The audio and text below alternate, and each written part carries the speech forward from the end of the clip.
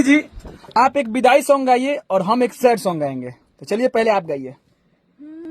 कि बचपन में रहनी तो हर गोदी के खेलवना, धोरा माटी खेली पापा तोहरा बिछवना। कि सुनसान लागी पापा, सुनसान लागी पापा, अंगना दुआर हो अपने उतर लय पापा, सिरवा के भार हो अपने उतर लय पापा।